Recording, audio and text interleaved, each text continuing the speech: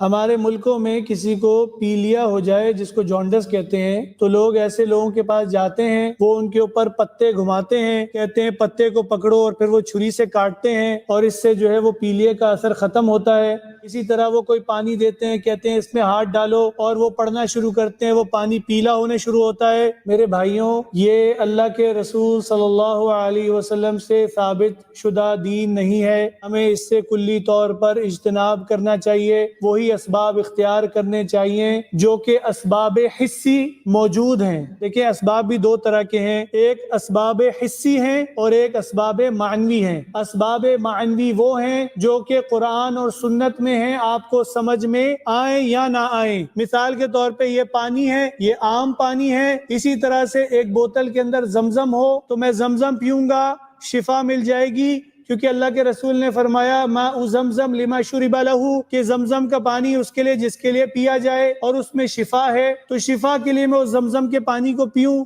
اعتقاد کرتے ہوئے اس کے اندر جو ہے وہ اسباب معنوی ہے یہ۔ اسی طرح سے شہد کے کھانے میں یا پینے میں شفا ہے، کیوں؟ کیونکہ قرآن سے دلیل موجود ہے۔ لیکن اگر کوئی کہے کہ جی اس پانی میں شفا ہے، تو اس پانی میں کوئی شفا نہیں، کیونکہ اس کی کوئی دلیل نہیں ہے۔ ہاں، پھر ہم دوسری طرف آتے ہیں کہ کیا اس کے اندر کوئی حسی سبب ہے؟ معنوی سبب تو ہم نے بتا دیا جو قرآن و سنت سے ثابت ہو۔ حسی سبب کے اوپر آتے ہیں۔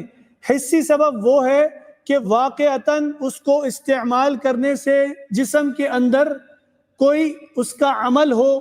مثال کے طور پہ آپ پیناڈول کھائیں، بحرین میں کھائیں، برطانیہ میں کھائیں، پاکستان میں کھائیں، انڈیا میں کھائیں، جہاں پر بھی کھائیں گے وہ کیا کرتی ہے؟ وہ پین ریسپٹرز کو جا کر بلاک کرتی ہے، وہ آپ کے جو درد جس سے آپ کو محسوس ہو رہا ہے ان چیزوں کو، ان خلیوں کو جا کے بلاک کر دیتی ہے۔